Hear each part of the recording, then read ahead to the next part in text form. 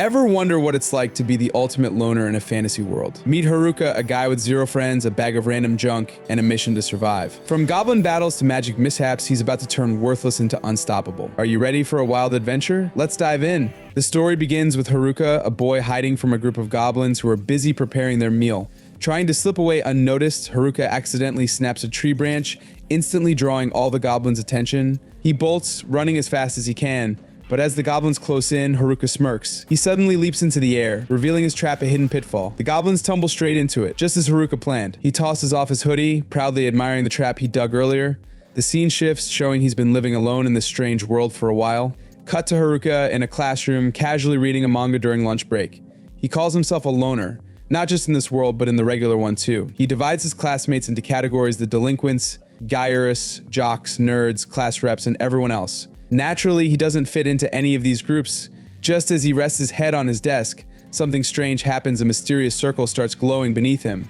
Chaos erupts in the classroom, and Haruka opens his eyes to see the mayhem. At first, he's thrilled to see a magic circle, but then his face falls, remembering the harshness of other worlds. He tries everything, opening the door, windows, even kicking them, but they won't budge. Desperately, he hurls a chair at the door, realizing it's all a trap. As the magic circle starts teleporting his classmates, Haruka scrambles into the ceiling's air duct, only to be caught by the circle's reach and teleported anyway. Haruka finds himself in a strange white void. He expects to meet some overweight king or a beautiful princess, but instead, an old, confused-looking man with a white beard approaches him. Haruka assumes he must be the god of this new world. A massive wall of skills appears in front of him, and as Haruka gets ready to choose, all the valuable skills vanish, leaving behind only useless ones. Frustrated, he browses the leftover skills, growing more and more annoyed. He complains to the old man, who calmly waves his staff, shattering the skill wall. Suddenly, all the worthless skills pour into Haruka's status. He's then transported to a forest, where he finds a magical bag. To his surprise, the bag has unlimited storage. It's filled with random items, which Haruka calls leftovers. He picks out some gloves and a cloak, intrigued by their look. Haruka tries to check his status window, but instead, a message pops up instructing him to roll dice. He does, landing 2 MS. Panicking, he assumes the M means minus and dreads the worst. But when he checks his status, he discovers one of his skills is maxed out, meaning the M stands for max. Relieved, he continues exploring and notices 2 additional skills: living alone with no friends and unable to make friends. It dawns on him he's destined to be a loner, even in this new world. Determined to build his own house, Haruka ventures deeper into the forest.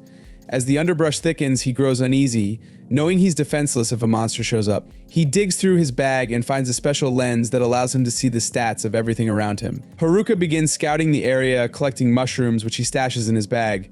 Eventually, he finds a lake, happily drinking its water, and stumbles upon a nearby cave. Haruka tiptoes in, apologizing to any monsters that might live there, but finds it empty. Grinning, he claims it as his home and uses his temperature magic to light a fire before checking his stats again and drifting off to sleep. On day 2, Haruka wakes up, pleased to find no monsters attacked him overnight. Starving, he whips up a beef and mushroom meal, which turns out to be surprisingly tasty. After breakfast, he wonders what to do next and begins collecting supplies for his shelter. Suddenly, he senses movement. 2 goblins are nearby. He checks their stats with his lens, then readies himself for battle. His wooden stick glows with magical power, and Haruka launches himself at the first goblin, knocking it out with a blow to the head. The second goblin charges, but Haruka easily dodges and blasts it into a tree with magic. As the sun sets, Haruka reflects on his first victory and stumbles back to his cave, exhausted. He cooks mushrooms for dinner, checks his stats, and happily notices he's leveled up. By day 3, Haruka is sick of eating mushrooms for every meal but forces them down anyway. Stepping outside, he starts hunting for meat but finds nothing. Frustrated, he practices his magic instead, running so fast it feels like teleporting. He also sharpens his sword skills, easily defeating 2 goblins. Feeling confident, Haruka thinks he can take on 3 goblins, but when he faces them, they look stronger than expected. He wisely runs back to his cave, planning to hunt goblins by day and train his magic by night. On day 5, Haruka successfully takes down a goblin with a single strike and installs a door for his cave to keep out intruders. Later, he spots a rabbit and chases it for some much-needed meat, but just as he catches it, he hears a noise nearby. It turns out to be his classmates. Haruka hides, using his clairvoyant sight to check the surroundings. To his surprise, all the different groups from his class are scattered nearby. Among them is his crush, who's with the class rep group. Memories of his awkward past with her in first grade flood back. He almost approaches to say hi, but stops himself. He's chosen his path alone, free and determined to conquer this new world his way. Haruka quickly dives into the bushes, trying to hide from his friends who heard a noise and are now searching the area. One of his classmates grows suspicious and starts moving toward the bushes. Haruka feels his heart race, but just as the boy is about to check, a rabbit leaps out, startling him. Relieved, Haruka watches the group leave. The boys later gather near a river, and Haruka quietly listens in. They begin talking about inappropriate fantasies involving the class rep. Haruka, instead, thinks fondly of his crush, admiring how she's always managed class affairs since elementary school. Haruka then notices the boys have captured a student named Tanaka, who they've been using like a human search engine. When they finally leave, Haruka sneaks back to his hideout. He cooks mushrooms for dinner, yet again, and checks his stats. He's dismayed to see his loner level has increased, likely from avoiding his classmates. However, his overall skill level remains at 3, hindered by his lack of mastery in both jack-of-all-trades and dummy skills. Frustrated, he uses his Master of None skill, which allows him to transform his cave into a spectacular room. Though he still can't stay focused on one task for long, he sits down to eat his poorly cooked mushrooms. On the 7th day, a commotion wakes him up. Rushing outside, Haruka finds a group of nerds battling goblins. He activates his lens, analyzing their stats, and quickly realizes they're at a higher level than he is. Ready to jump in and level up, he suddenly senses danger. 2 more goblins are creeping up behind the nerds. Remembering his good times at school with them, he leaps into the fight, and with one strike of his stick, he takes down both goblins. The nerds are stunned to see Haruka there. While heading to Haruka's cave, the nerd group thanks him for saving them. Haruka welcomes them inside, and they're shocked to see a stunning, well-decorated room hidden within the cave. They marvel at the transformation, complimenting Haruka on his space. He offers them some juice and casually asks about the other classmates. Oda, one of the nerds, begins sharing his experience since reincarnating into this new world. Some classmates were amazed by the new reality, while others broke down in tears. Oda explains how their group was the first to figure out how to access the status window, while others remained frozen in disbelief. Just as things seemed to calm down, a group of goblins suddenly appears, ready to attack. Panic spreads among the class, including the delinquents and class reps, but the nerd group is the only one that steps up to fight. With the help of the jocks, they charge in and defeat the goblins in one swift move. Afterward, they all gather near a river to seek safety from further ambushes. The nerds take charge, using their isekai knowledge to help set up camps, while the class reps take over cooking and catching fish. For a while, everyone works together in harmony. However, after a few days, the class reps grow tired of their responsibilities and decide to leave. The vice rep tries to reason with them, but they ignore the plea and walk off. Soon after, the delinquent group follows, and their departure causes others to scatter as well, leaving the camp less united. From that point forward, only the class rep, the nerds, and a few others pulled their weight. The rest of the classmates just lazed around, while the nerd group was left to battle goblins on their own. Oda then told Haruka about the charm and puppeteer skills the delinquents had picked up in the White Room.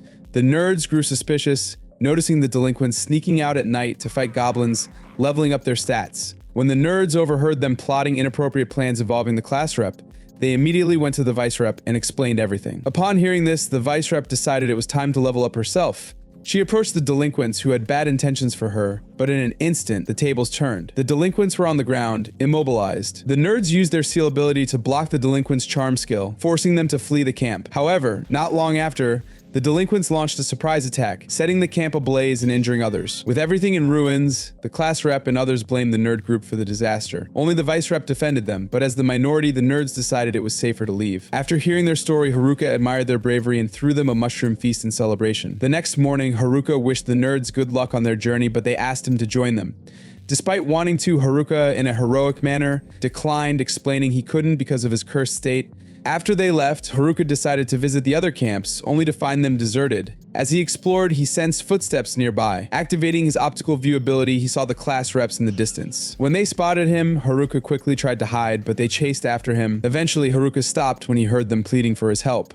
The girls explained that they wanted to apologize to the nerd group. Suspicious, Haruka questioned their motives. The girls then began to cry, asking for his help to become stronger. Checking their stats, Haruka was stunned. They were so focused on basic survival, like walking and worrying, that they hadn't leveled up at all. As Haruka considered backing out of the situation, the class vice rep and his crush suddenly appeared. Lost in thought, Haruka hadn't noticed her until she shouted to get his attention. Meanwhile, the delinquent group sat around a campfire, plotting to return to the old camp, their intentions as vile as ever. Once the class rep catches Haruka's attention, he panics. He doesn't know what to say or even know her name, despite being in the same class since elementary school. The class rep, always nice to him, can't believe he never bothered to learn her name. A moment later, the other girls show up, having followed the class rep's orders. The popular girls stand behind Haruka, looking like they're sharing one brain brain cell. Class rep assumes Haruka did something to them. He wants to claim innocence, but his skill unintentionally turned the girls into his servants, and he's clueless about fixing it.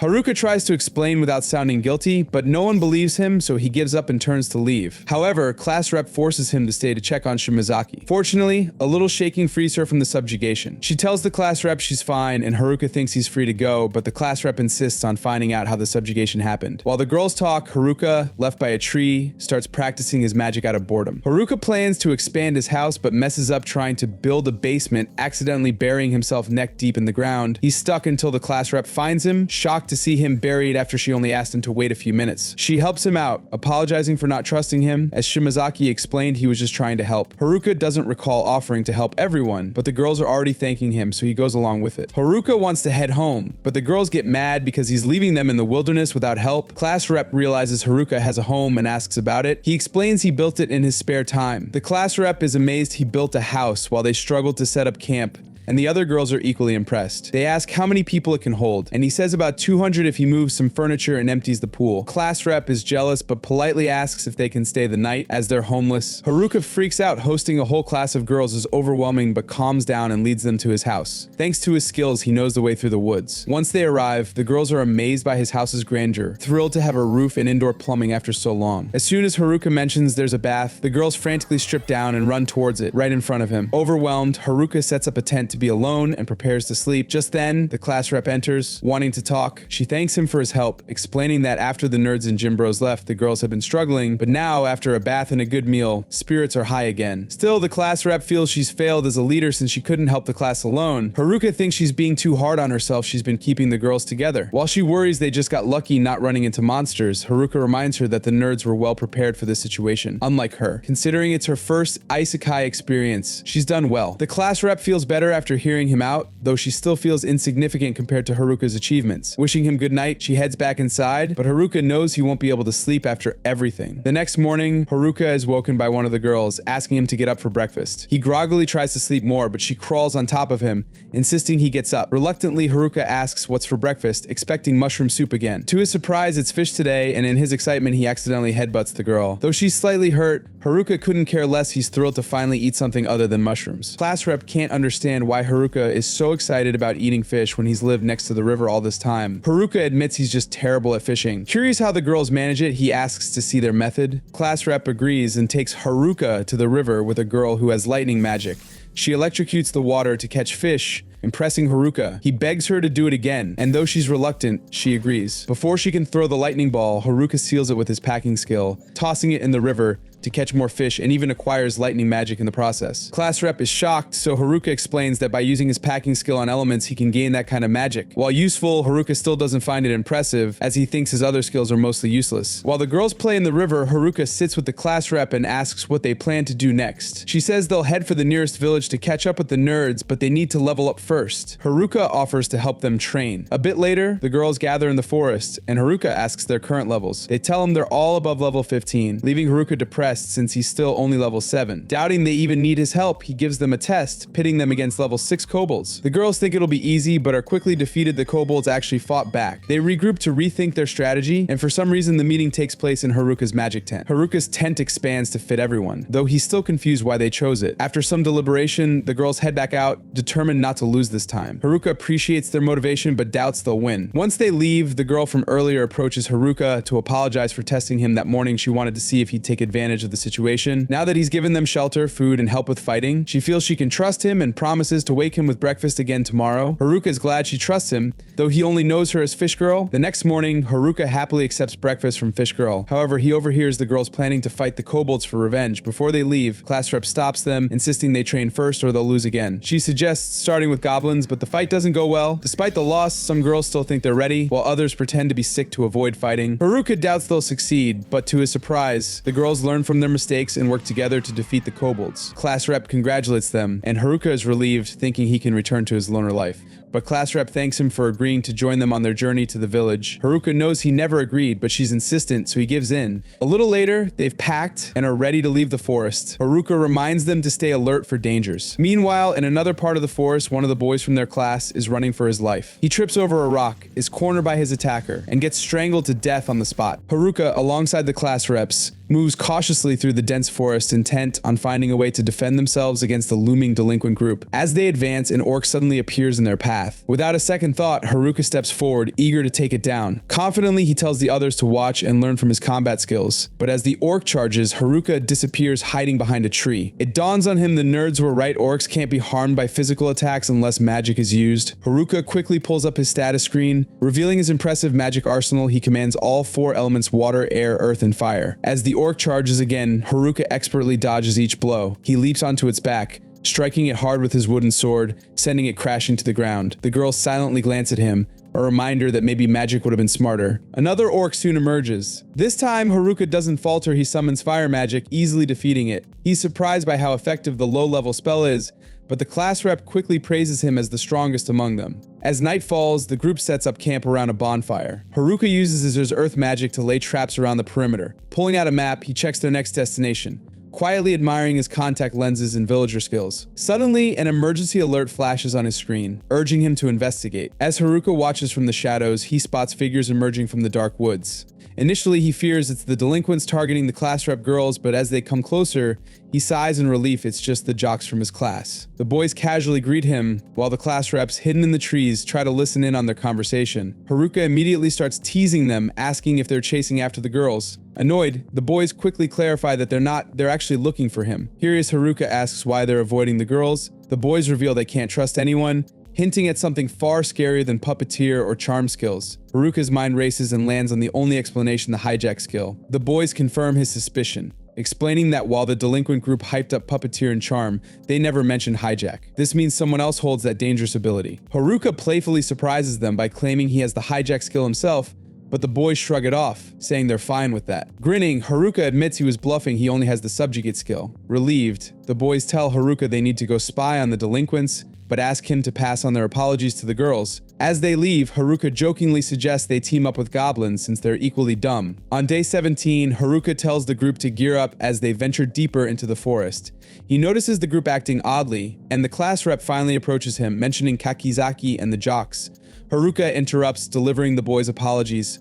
Surprisingly, she apologizes to him in return. Sensing something's wrong, Haruka presses for the truth. Hesitant, she struggles to say it, but Haruka calmly tells her she's been hijacked. Stunned, she demands to know how Haruka could possibly know her secret. After all, hijack is a skill that lets its user steal another's abilities by taking their life. Unfazed, Haruka calmly explains he's not scared and neither were the nerds. They sealed the delinquent group's puppeteer and charm skills but left hers untouched. They were fine with the class rep having the hijack skill, and so is Haruka. Overwhelmed, the class rep tears up. Haruka panics and rushes off, insisting he didn't do anything to make her cry. Despite that, she thanks him, grateful for his support. After covering some ground, the group takes a well-deserved break. Ever opportunistic, Haruka starts selling juice at bargain prices some girls offer. Other favors for juice, while others tease him for charging money, scolding him for treating their friends like customers. As they resume their journey, Haruka spots a riverside and assigns the class rep some tasks while he scouts ahead.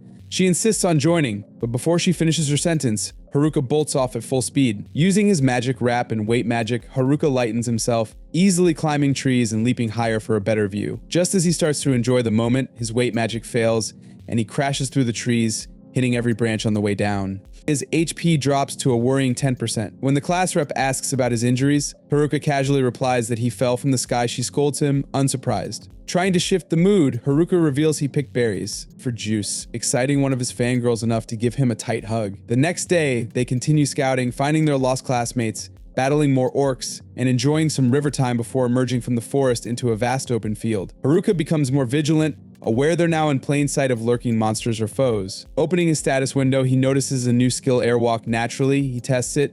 Walking on air to the class rep's amazement, he informs her he'll scout from above. While surveying, Haruka spots a group surrounded by monster wolves. Haruka lands back down and informs the class rep about the situation. She immediately wants to help, but Haruka hesitates, warning that just because they're under attack doesn't mean they're the good guys. The class rep insists they should fight the wolves anyway. Reluctantly, Haruka agrees but decides to scout the area alone first. Using his magic wrap, weight magic, and grand magic, he conjures a tornado to propel himself forward. Unfortunately, the wind from the tornado sweeps the class rep into the air with him, clinging to his cloak. They crash into the wolves, taking them all out in one chaotic landing. The group surrounded by the wolves is stunned by the sudden rescue. They introduce themselves as Ofter, the leader, and Gaytek, his companion. Haruka asks how they ended up fighting wolves. Ofter explains that they took an extermination request from the Adventurers Guild to earn some cash. Haruka waits for the rest of his classmates to catch up while the class rep remains unconscious from the crash. As Ofter's party collects their scattered belongings, Haruka offers them some grilled mushrooms. They're shocked these rare stamina-boosting mushrooms are a delicacy in their town. Even one of Ofter's party members quickly recovers after eating them. However, Haruka can't help but feel annoyed at the sight of such unattractive men socializing with beautiful Alfs. When the class rep finally wakes up, she notices Haruka's irritation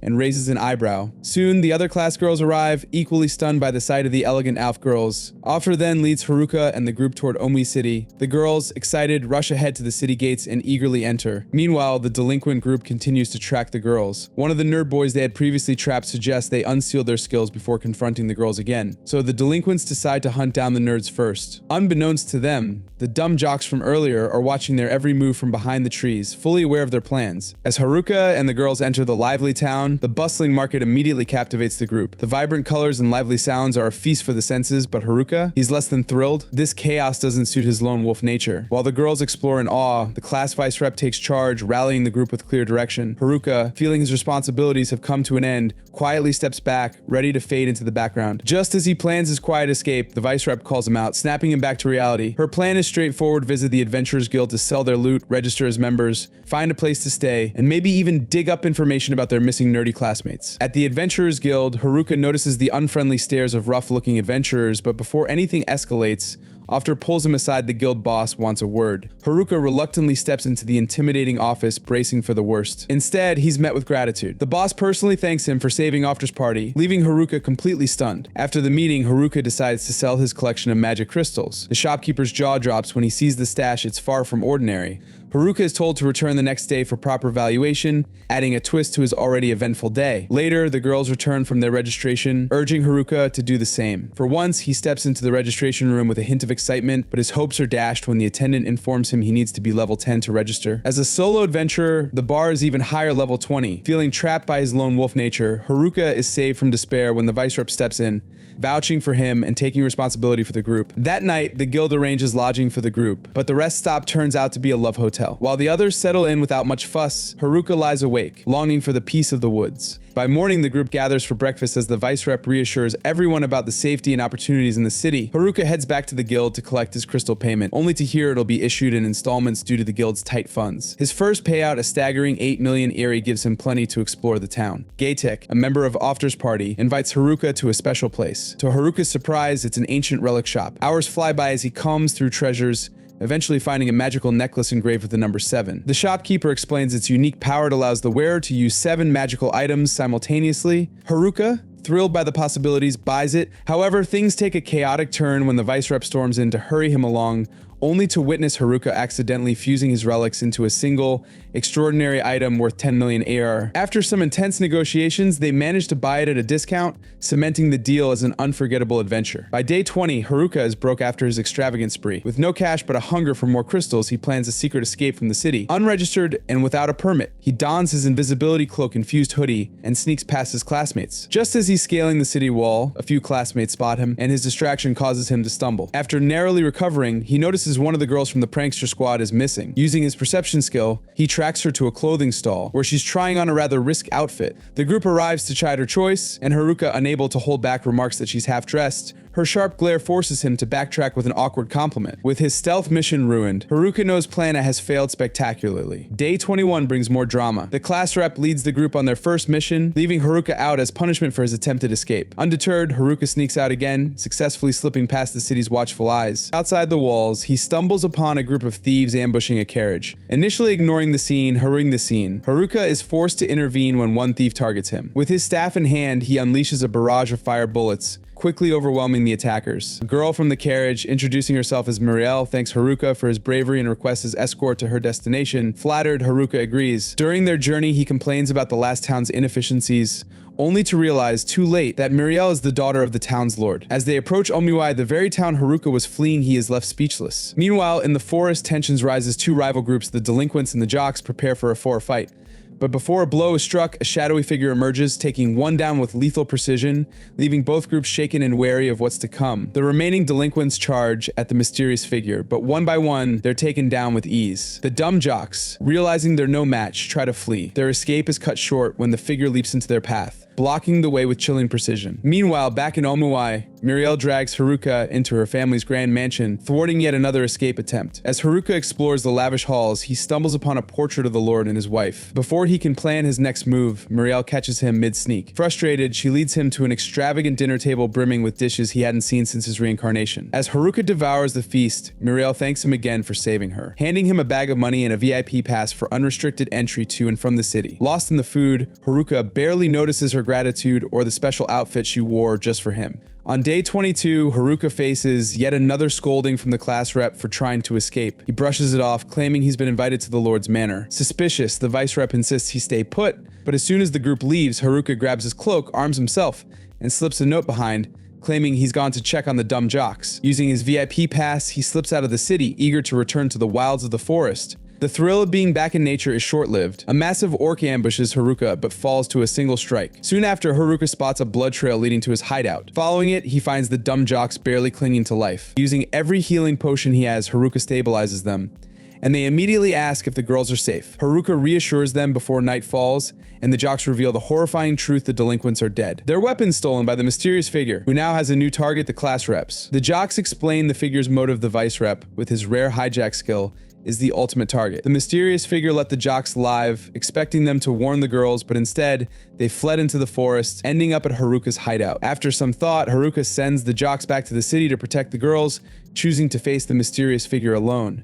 Though they mock his chances, Haruka's unwavering resolve leaves them silent. Reluctantly, they agree to his plan and retreat. Back in the city, the class reps search for Haruka. The vice rep grows anxious, but his worry subsides when they find Haruka's note, though it doesn't erase the unease. At his hideout, Haruka reflects on his weaknesses. To prepare, he fends off a group of goblins drawn by the scent of blood. Dispatching them with ease, he faces their leader, the Goblin King. Using the battle as a chance to grow stronger, Haruka defeats the king, learning how to blend even his weakest skills into something powerful. His victory is short-lived. A Goblin Emperor, towering at level 50, appears far beyond Haruka's level 9 abilities. With a mix of skill and luck, Haruka lands a hit, but the Emperor retaliates, slashing his face and nearly knocking him out. Barely clinging to his resolve, Haruka charges back, weaving through the Emperor's attacks until a final, decisive blow brings it down. As dawn breaks, Haruka checks his stats level 11. Exhausted but determined, Haruka strategizes his next steps when the mysterious figure appears at the hideout's entrance. Lowering their hood, the figure reveals themselves to be Tanaka, the nerdy classmate who'd always been bullied by the delinquents. Meanwhile, the class reps spot the dumb jocks nearing the city walls. The vice rep rushes to meet them, only to learn Haruka stayed behind to face the mysterious figure alone. The revelation shakes him, leaving the group more anxious than ever. At the hideout, Haruka demands answers about the nerds' whereabouts, but Tanaka smirks, claiming they're dead. Fury boils within Haruka as Tanaka mocks him, calling him a loser not worth the trouble. Blocking Tanaka's path, Haruka raises his staff, declaring even losers have people they want to protect. Tanaka laughs coldly, his facade cracking as he unleashes a surge of rage. Let's see if he can protect anything. He sneers, launching the first strike in what promises to be an explosive showdown. Tanaka charges a devastating shockwave, hurling rocks as Haruka struggles to dodge. His metal skill momentarily freezes Haruka's movements, leaving him slower and opening Tanaka eagerly exploits. Crystal spikes erupt beneath Haruka, forcing him to evade side to side, his stamina waning. Before delivering the final blow, Tanaka sneers and asks, "When did you suspect me?" Haruka, unfazed, replies, "From the start. There had to be a reason you hung around those delinquents." Impressed, Tanaka admits he's been plotting all along. Despite the class rep's hijack skill, his metal skill has always given him an edge. Roots bind Haruka, and Tanaka conjures a fireball for the finishing move. But as it strikes, Haruka absorbs the magic, using his staff fused with magic-absorbing vines, emerging unscathed. Tanaka stumbles in shock as Haruka charges. Their weapons clash, Tanaka summoning blades and launching unpredictable attacks. Haruka defends valiantly but begins to falter under the onslaught. A brutal strike sends him crashing into the bushes. Gasping for breath, Haruka struggles to rise, only to be knocked back again. Sensing victory, Tanaka gloats, revealing his copycat skill, which lets him replicate others' abilities. His target all along, the class rep's hijack skill. With it, he plans to become unstoppable. Haruka reels at the revelation but doesn't give up. He realizes Tanaka never uses the same skill twice. Smirking, Haruka taunts, "There's a limit, isn't there? You can't copy skills indefinitely." Anic flashes across Tanaka's face,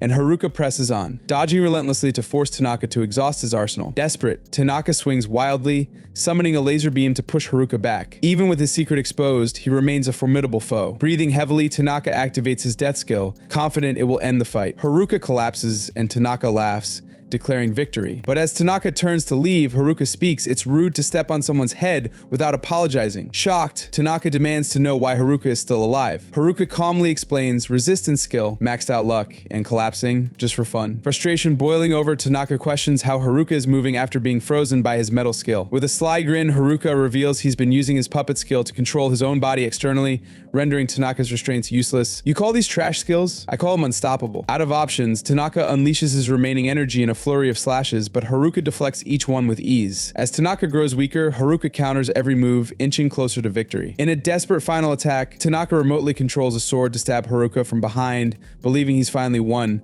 but Haruka retaliates with a crushing blow from his staff, knocking Tanaka off balance. Overconfidence in his copycat skill blinds Tanaka to Haruka's adaptability. With one decisive strike, Haruka ends the battle. Severely wounded and drained, Haruka nearly collapses. Just then, the nerds arrive, catching him before he hits the ground. They joke couldn't wait for backup. Class rep had found them leaving the dungeon and informed them of Haruka's fight. Together, they escort him back to the city, where the girls greet him with relief. Plans for a celebratory feast are made, and even the leader of the jocks silently daps Haruka in approval. As the group heals, old tensions fade. The popular girls apologize to the nerds for past behavior, and the classmates finally come together. Haruka, however, slips away, longing for his quiet life in the woods. Class rep intercepts him at the gate, exasperated. "Where do you think you're going?" Haruka sheepishly replies, "Just a walk," she sighs, relenting. "Fine, but don't think you're disappearing again. We're all watching you now." As Haruka chuckles awkwardly, the girls wave him over, suggesting a bath at the inn. Haruka lets himself be dragged along, finally allowing himself to enjoy the peace of their newfound camaraderie. A dark, fog-filled hallway stretches endlessly. At its far end, a lich girl stands motionless, her faintly glowing eyes piercing through the haze. Before Haruka can react, everything fades to black. He wakes with a start, gasping for air, drenched in sweat. The vision of the lich lingers in his mind, unnerving and vivid. Exhausted from his battle with Tanaka, Haruka walks through town. He watches as the nerd group, eager for another dungeon crawl, passes by, chatting excitedly. For Haruka, the battles were over. The nerds were safe, and Tanaka was defeated. He could finally return to his quiet life. But as he turns to leave, a chill courses down his spine. He turns to see the vice class rep standing behind him. Instinctively, Haruka kneels and apologizes for his reckless actions. She acknowledges his efforts, but scolds him for putting others at risk. "You were lucky this time, but luck runs out," she warns, walking away. Her words weigh on him, sparking a determination to change perceptions. Haruka heads toward the dungeon, hoping to retrieve rare items that could prove his worth. Far away, at the Emperor's castle, Muriel serves tea to her father, who's preoccupied with dwindling merchant traffic and rising monster attacks. Suddenly, a soldier bursts in with grave news: a monster swarm is advancing toward the town, leaving nearby villages in ruins. Muriel rushes to the guild, relaying the news to the guildmaster. The revelation sends shockwaves through the hunters. Preparations begin immediately. The vice class rep steps forward, requesting to join the fight, and the guildmaster consents. Amid the chaos, she notices Haruka is missing. Meanwhile, Haruka, on his way to the dungeon, encounters a horde of orcs. He swiftly defeats the lesser ones, but the appearance of an orc king at level 37 tests his limits. After a fierce battle, Haruka prevails and continues to the dungeon, unaware of the greater danger looming ahead. By nightfall, the guild is fortified, ready to face the horde. Just as doubts about the intel begin to surface, a figure emerges from the shadows. Weapons are drawn, but it's only Haruka, strolling casually. The vice class rep confronts him. He smirks and states, "No need to worry about the orcs. I already handled them." His nonchalant tone stuns the guild. The class rep reprimands him for taking unnecessary risks, but Haruka shrugs it off. Later, the guildmaster thanks him but warns of an impending monster stampede, urging him to avoid venturing alone. Haruka reluctantly agrees. On day 27, Haruka visits a relic shop to learn about items that raise affinities. The shopkeeper mentions the pheromone ring, rumored to be hidden beyond the dungeon's 50th floor, where deadly monsters dwell. Haruka's curiosity is piqued. As he leaves, he notices the nerd group eavesdropping. The group rushes to inform the vice class rep of Haruka's reckless plan. Together, they vow to stop him. Haruka reaches the dungeon and begins sprinting through its traps, focused on his goal, but his carelessness triggers a pitfall. He plummets, despite the vice class rep's desperate attempt to save him. Using earth magic, he cushions his fall, landing safely on what he realizes is floor 101, a place beyond known limits. Unable to climb out, Haruka activates his newly unlocked trap detection skill. He presses forward, his unease growing.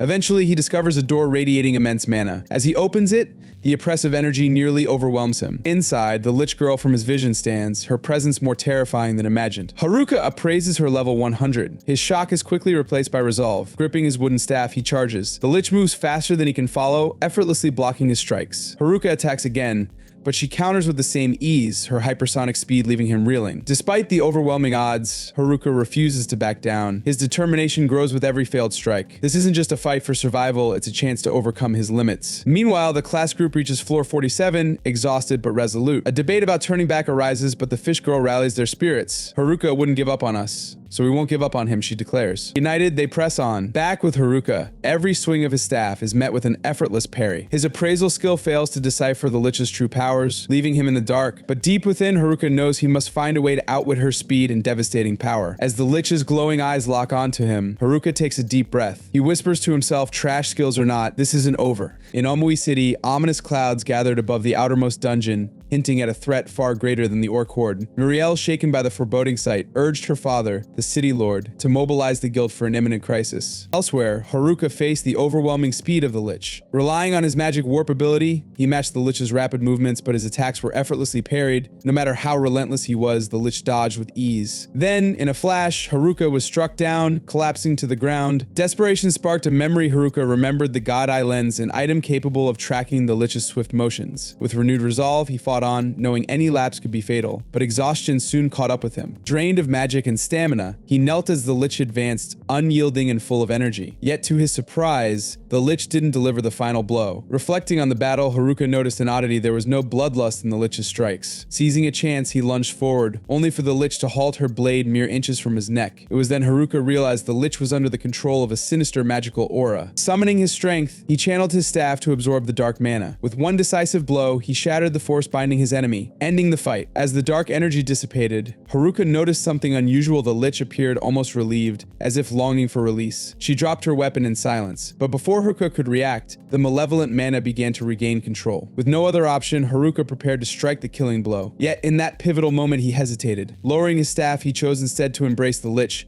sensing a shared suffering. Both were cursed by the isolating loner skill. In that embrace, Haruka's subjugate skill activated, binding the Lich to him unexpectedly. With a wry laugh, he admitted he had no idea how to undo the skill, but felt relief as the evil mana was finally purged. When he asked if she was angry, the Lich simply shook her head. Their partnership was sealed with a handshake, marking the start of an unexpected alliance. Using his appraisal skill, Haruka inspected his new ally's stats, only to discover they had completely reset. To his surprise, her name was revealed as Angelica. With a resigned sigh, he couldn't help but note that he had inadvertently subjugated yet another girl. Together, they exited the dungeon, forging ahead. On reaching floor 100, Haruka activated his spatial awareness skill, quickly locating the stairwell to the next level.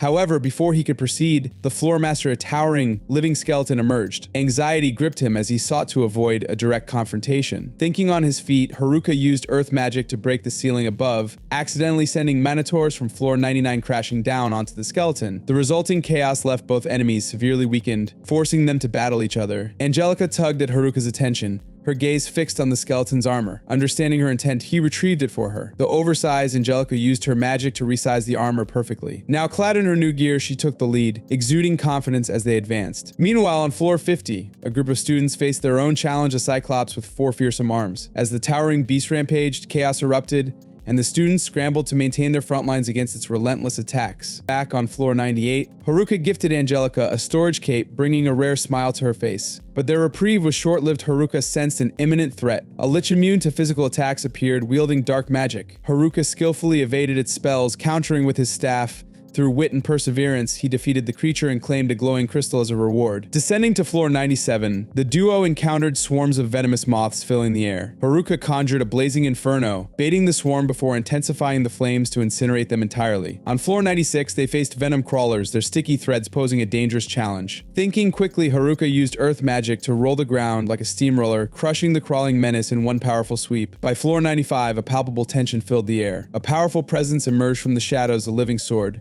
flanked by a swarm of sharp, sentient blades. Haruka's efforts to land a blow proved futile, forcing him to rely on Angelica's swordsmanship. Trusting her instincts, he stepped aside and handed her the fight. Angelica met the challenge head-on, slicing the living sword cleanly in half. Haruka stood in awe, recognizing her strength and realizing she might just be his most valuable ally yet. On floor 50, the Cyclops continued its relentless assault on the class group. The vice class rep called for a status update and was met with grim news the front lines were collapsing and another attack would shatter their defenses. Drawing inspiration from Haruka's past words of encouragement, Kakizaki and Oda proposed a daring plan. Though initially uncertain, the vice class rep reluctantly approved. As the Cyclops charged again, Kakizaki leaped onto its massive arm, climbing toward its vulnerable eye. Before he could strike, one of the monster's extra arms slammed him into the ground. But it was all part of the strategy. Oda seized the opportunity and fired an arrow that hit the Cyclops squarely in its eye. With a deafening roar, the beast toppled, defeated. The vice class rep commended Kakizaki and Oda for their bravery and quick thinking, which had rallied the group and secured a hard-fought victory. Meanwhile, Haruka pressed on, descending to floor 85. Suddenly, the ground trembled beneath his feet. The air grew thick with tension as a massive horde of monsters emerged, converging on his position. Haruka braced himself for yet another fierce battle. Thanks for joining me on this adventure. If you enjoyed the journey, don't forget to hit that like button and subscribe for more epic content. Let me know what you think in the comments, and don't miss out on the next video. There's always more fun, surprises, and challenges ahead. Until next time, stay awesome and keep exploring.